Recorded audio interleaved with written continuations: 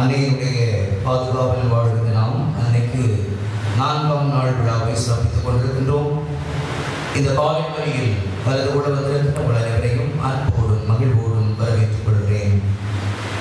இன்றைய நாள் வழியானது பிர்லா நிசா குடும்பத்தாரின் நன்றி வழியாகவும், அன்னம் அமர்தாஸ் குடும்பத்தாரின் நன்றி வழியாகவும், நேவிஸ் ராஜநாயகம் ராணி குடும்பத்தாரின் நன்றி வழியாகவும், ஜெகா ஜெயா ஆல்வின் குடும்பத்தாரின் நன்றி வழியாகவும், மாலதி ஜீனா அஜய் பீட்டர் குடும்பத்தாரின் நன்றி வழியாகவும், சாண்ட்ரிக்லின் மரியலாரா குடும்பத்தாரின் நன்றி வழியாகவும், தர்மா ஜெனிஃபா கிளாரிட்டா குடும்பத்தாரின் நன்றி வழியாகவும், பெவினா ஃபெலிக்ஸ் பென்னி ஃபெல்சிட்டா குடும்பத்தாரின் நன்றி வழியாகவும், அந்தோனி குமார் லதா குடும்பத்தாரின் நன்றி வழியாகவும், மெரின் ஃபாஸ்டினா பெனிதா ஜோவின் குடும்பத்தாரின் நன்றி வழியாகவும், மரியதாஸ் பிள்ளை மிக்கேல் அம்மாள் குடும்பத்தில் உள்ள அனைவருக்கும் நிறைவு செய்த நன்மைகளுக்கு நன்றி வழியாகவும், மிக்கேல் சாமி ரோசாலை குடும்பத்தில் உள்ள அனைவருக்கும் நிறைவு செய்த நன்மைகளுக்கு நன்றி பலியாகவும், கிறிஸ்டோபர் ஜான்சி லிடியா குடும்பத்தாருக்கு இறைவன் செய்த அனைத்து நன்மைகளுக்கு நன்றி பலியாகவும் ஒப்புக் கொடுக்கப்படுகிறது. கடவுள் பலி ஒப்புக் கொடுக்கிற குடும்பங்களையும் இந்த பலியில் கலந்து கொள்ள வந்திருக்கின்ற உங்கள் அனைவரையும் நிறைவாய் ஆசீர்வதிக்க பலியிலே ஜெபிக்கின்றோம். இன்றைய நாள் பலிக்கு தலைமையேற்று நமக்காக இறைவன் செய்ய வந்திருக்கின்ற நம்முடைய முன்னாள் பங்கு தந்தை அருள்பணி ஜான் அமர்நாதன் அவர்களுக்கு கடவுள் நற்சுகம் கொடுக்க வேண்டும் என்றும், இன்றைய நாள் மறைமுறை வழியாக இறைவார்த்தை நமக்கு பகிர்ந்தளிக்க வந்திருக்கின்ற அருள் தந்தை பெஸ்கி அவர்களுக்கு அவருடைய தேவைகளை கடவுள் சந்தித்து நிறைவேற்ற வேண்டும் என்பதற்காகவும் ஜெபிக்கின்றோம். இந்த பலியை கடவுளுக்கு உகந்ததாக ஒப்புக் கொடுப்பதற்கு நம்மை நாம் தயாரிப்போம். அன்பிற்குரியவர்களே, நற்கருணைநாதர் நம் ஆண்டவர் இயேசு கிறிஸ்துவின் பெயரால் உங்கள் அனைவருக்கும் அன்பு நிறைந்த நல்வாழ்த்துக்கள் உரித்தாக்குக. நமது அன்பு குழந்தைகள் 5 பேர் இந்த திருப்பலியின் பொழுது ஆண்டவர் இயேசு கிறிஸ்துவின் திருவிருந்தில் முதல் முறையாக பங்கு கொள்கின்றார்கள். அவர்களுக்கு நம் நல்வாழ்த்துக்களை மிகுந்த அன்போடு நாம் கூறுகின்றோம். இந்த குழந்தைகளை உரிய காலத்தில் இந்த திருவிருந்தில் பங்கு கொள்வதற்காக இவர்களை தயாரித்த அவருடைய அன்பு பெற்றோரை நாம் மனதார வாழ்த்துகின்றோம். இந்த நாடுக்காக இவர்களை தயாரித்த மறைக்கல்வி ஆசிரியர்களை நாம் பாராட்டுகின்றோம். அனைத்திற்கும் மேலாக அனைத்திற்கும் அடித்தளமாக இருந்து செயல்பட செய்கின்ற உங்கள் பங்கு தந்தை அருள் பணியாளர் அன்பரசன் அவர்களுக்கு நல்வாழ்த்துக்களை நன்றி கூறுகின்றோம். நன்றியோடு ஒருவருக்கொருவர் வாழ்த்து சொல்லி அன்போடு நாம் ஒப்புக் கொடுக்கின்ற இந்த பலியை ஆண்டவருக்கு உகந்த பலியாக ஒப்புக் கொடுக்க நம் பாவங்களுக்காக நாம் வருகிறோம்.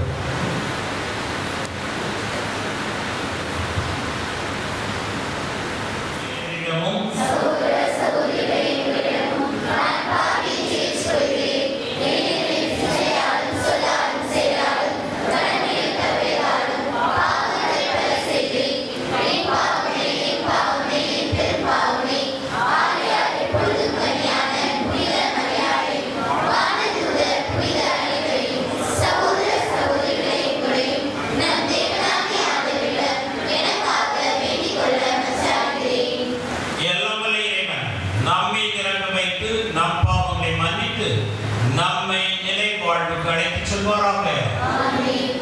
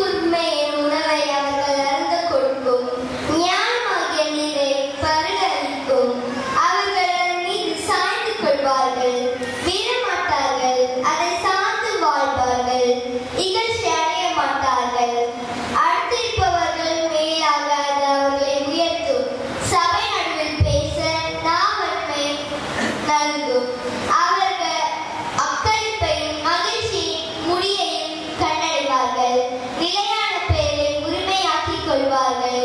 இது ஆண்டவர் வழங்கும் மரல்வாக்கு.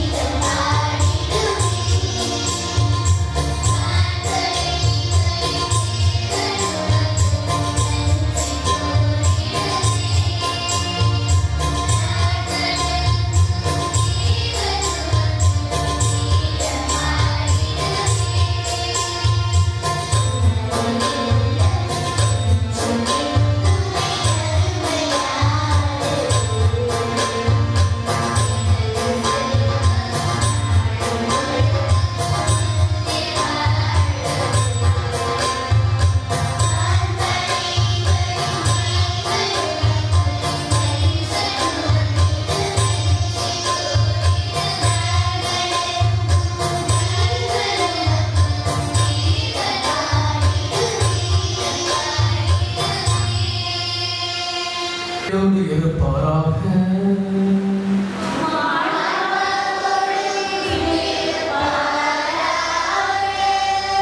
புனித லூக்கா எழுதிய தூய நற்செய்தியிலிருந்து வாசகம்.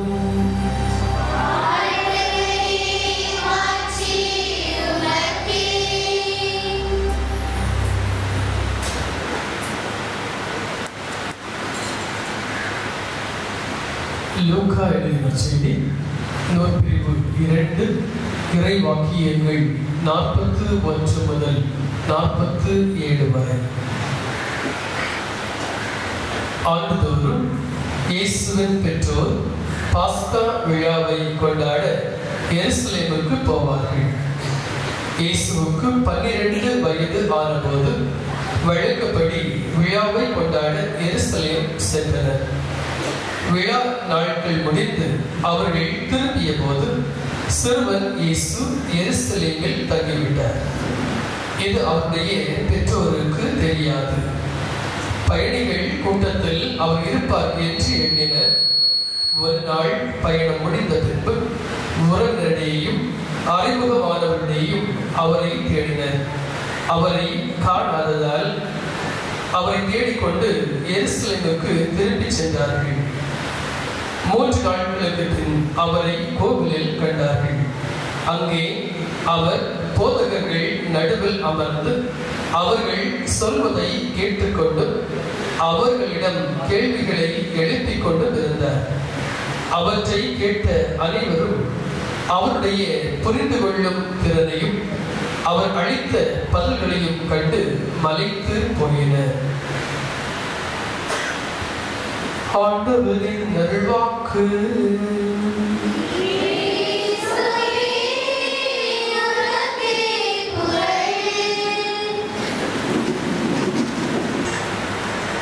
கிறிஸ்துவில் பிரியமானவர்களே,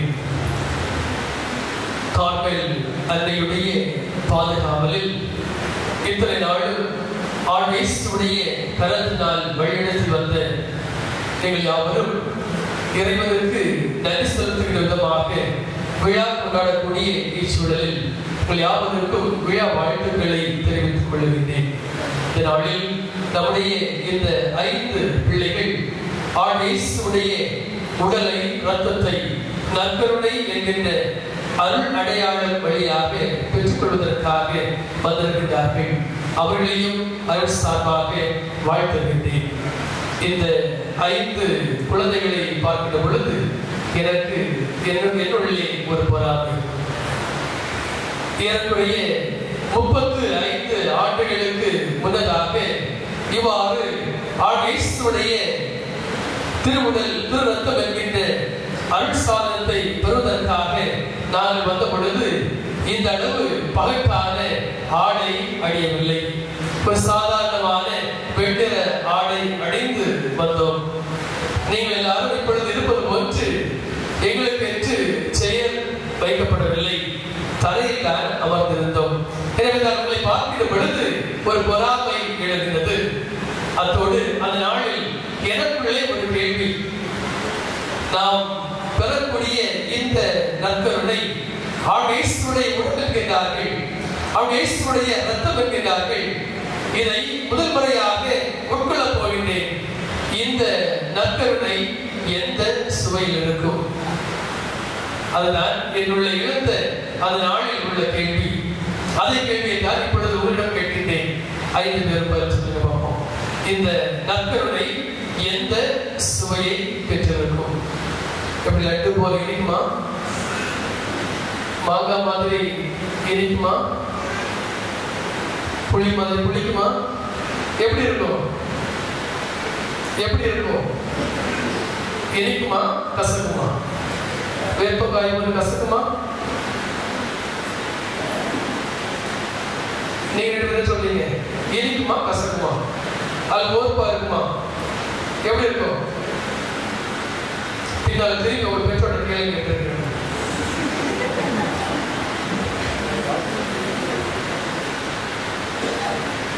அவர்களுக்கு என்ன சொல்றாங்க? தெரியாது. அப்படிதான் தெரியாது.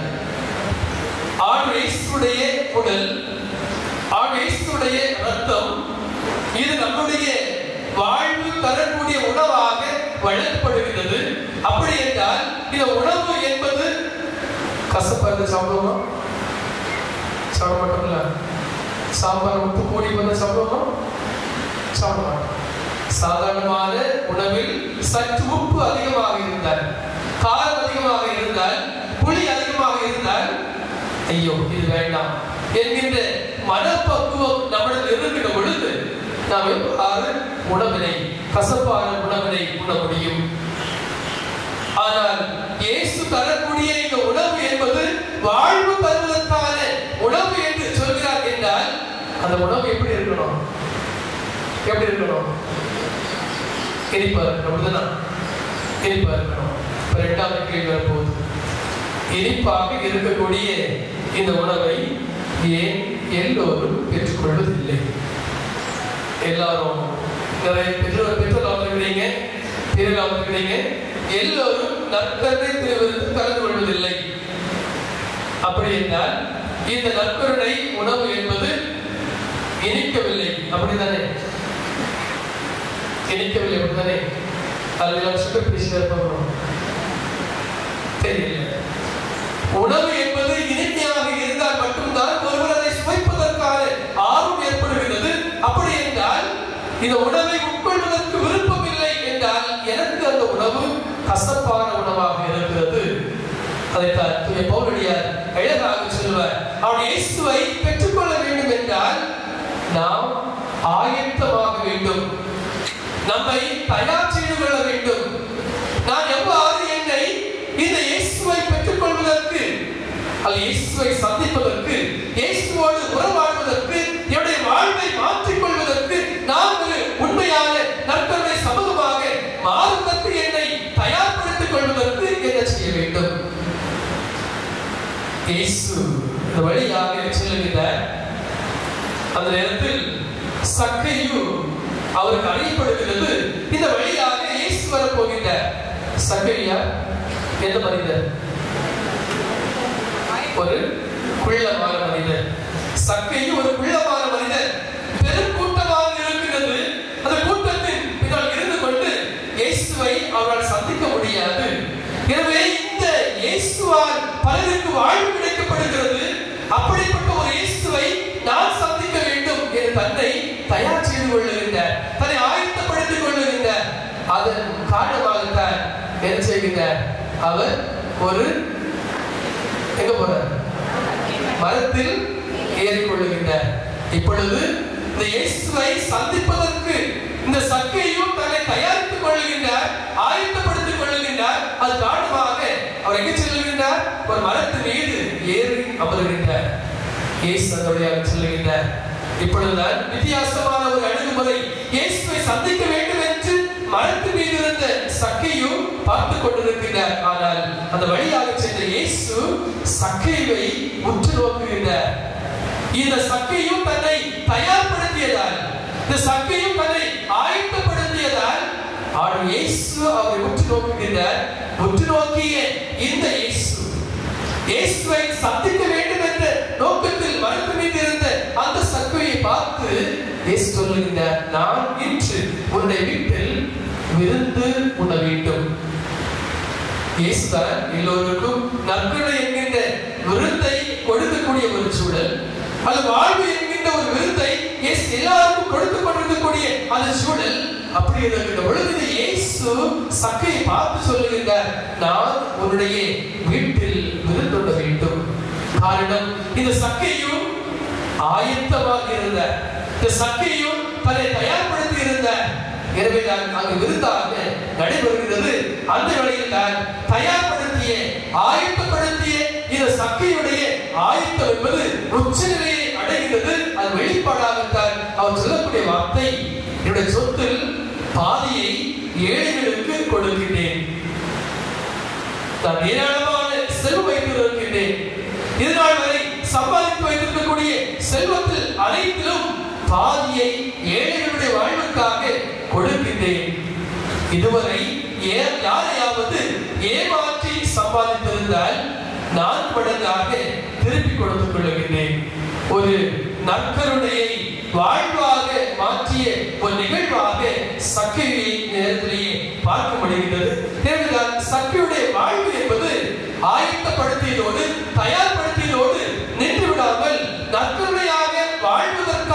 ஒரு பெரிய அடையாளத்தை அங்கு முன்வைத்ததாக இருந்தது.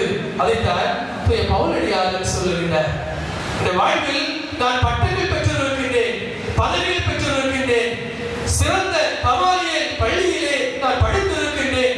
அப்படி புகழ் பெற்ற நான் இவை அனைத்தையும் குப்பை என்று கருதுகின்றேன். காரணம், இந்த வாழ்வில் அவன் இயேசுவை நிலையாக வைத்துக் கொள்ள, இந்த இயேசுவை நான் பெற்றுக்கொள்ள, இந்த இயேசுவை நான் வழிநடக்க, இந்த இயேசுவால் வாழ்வை பெற்றுக்கொள்ள வேண்டும் என்பதற்காக அனைத்தையும் குப்பை என்று கருது என்று எல்லாவற்றையும் விட்டுவிட்டு நற்கொடை சமூகத்திற்கு ஒரு அடையாளமாக இந்த பவுலடியார் மாறுகிறார் என்றால் அவருடைய வாழ்வும் மாற்றப்பட்ட ஒரு வாழ்வு இயேசுவுக்காக தன்னை தயார்படுத்தி இயேசுவாகவே வாழ வேண்டும் என்பதற்காக தன் வாழ்க்கையை முழுமையாக மாற்றியவராக இருக்கிறார். எனவேதான் ஒரு நற்கருணை சமூகம் என்பது உடனடியாக பிறப்படுத்தி வருவதல்ல, அது பல காலமாக தங்களை தயாரித்துக் கொள்ளக்கூடிய ஒரு சமூகமாக, தன்னை ஆயத்தப்படுத்தக்கூடிய ஒரு சமூகமாக மாறுகின்ற பொழுதுதான் அந்த சமூகமானது இனிமையான நற்கருணையை பெற்றுக்கொள்ள முடியும்.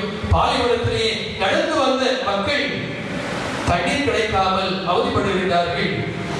அவர்கள் பல்வேறு நிலைகளில் செல்லுகின்ற பொழுது அவர்களுக்காக கிடைக்கப்பெற்ற ஒவ்வொரு தண்ணீரும் கசப்பானதாக இருந்தது.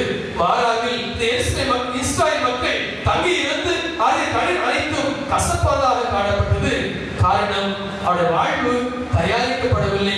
காரணம், தேசத்திற்கு நாம் செல்லுகின்றோம், நமக்கு தரக்கூடிய வாழ்வு தரக்கூடிய நாட்டுக்கு செல்லுகின்றோம், நம்மை முழுமையாக தயாரித்துக் கொள்ள வேண்டும் என்கின்ற நிலைப்பாடு இல்லை. அதனால்தான் அவர்கள் உண்ட உணவு, பருகை தண்ணீர் அனைத்தும் கசப்பானதாக இருந்தது. எனவேதான் அவர்கள் இந்த மாறாவில் இருந்து பயணித்து செல்லுகிறார்கள். பயணித்து செல்லுகின்ற பொழுதுதான் தங்களை தயாரித்துக் கொள்ளக்கூடிய ஒரு நிலை. அந்த தயாரிப்பின் வழியாக அவர்கள் சுவைமிக்க தண்ணீரை பெற்றுக் கொள்ளுகிறார்கள், சுவைமிக்க உணவாக திராட்சை பழத்தினை பெற்றுக் கொள்ளுகிறார்கள்.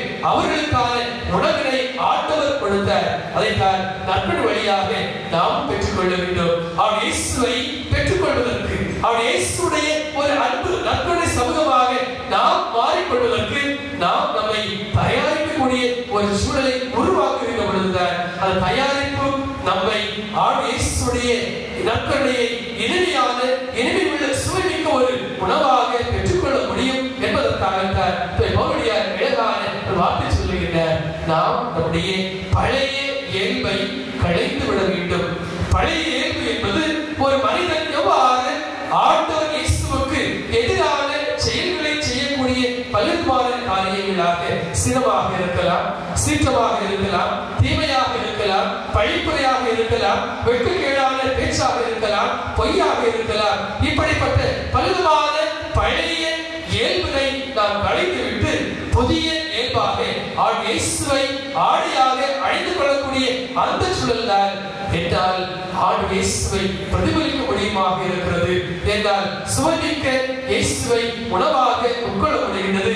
அந்த சுவைமிக்க வாழ்வுதான் ஒரு மனிதனை பரிவுமிக்க ஒரு வாழ்வாக, இறந்துமிக்க ஒரு வாழ்வாக, நல்லெண்ணம் கொண்ட வாழ்வாக, மனத்தாழ்மை கொண்ட வாழ்வாக, புதிய வாழ்வாக மாற்றிக் கொள்ளுகின்றது. இந்த புதிய வாழ்வை நாம் பெற்றுக்கொள்வது இந்த நற்கருணை என்கின்ற அடையாளமாக இருக்கிறது. நற்கருணை என்கின்ற அடையாளம் பெற்றுக்கொள்வதால் நாம் ஒரு நற்கருணை சமூகமாக மாறுகின்றோம். என்றால் இயேசு எவ்வாறு பிறருக்காக தன் வாழ்வை முழுமையாக கையளித்தாரோ அதுபோன்று என்னுடைய வாழ்வை இந்த இயேசுவுக்காக நான் கையளித்து அன்பு மிகுந்த, இரக்கம் மிகுந்த, பரிவு மிக்க, மனத்தாழ்மை உள்ள புதிய வாழ்வாக, நற்கருணை வாழ்வாக, நற்கருணை சமூகமாக என்னையும் சமூகத்தை மாற்றிக்கொள்ள தேவையான ஆற்றலை ஆண்டவர் உங்களுக்கு அருள்வாராக. ஆமென்.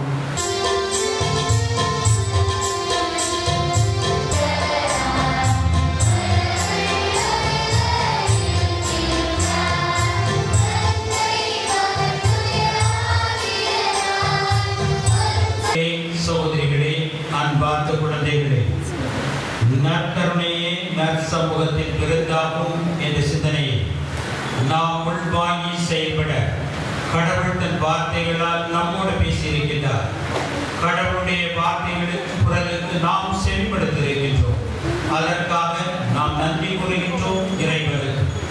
இப்பொழுது இறைவன் நமது குரலை கேட்பதற்கு காத்துக் கொண்டிருக்கிறார். நமது மழலை செல்வம் நமது பெயரால் தங்களது குரலை இறைவனை நோக்கி எழுப்பி நமது வேண்டுதலை எடுத்துரைக்கின்றார்கள். நாமும் அவர்களோடு இணைவோம்.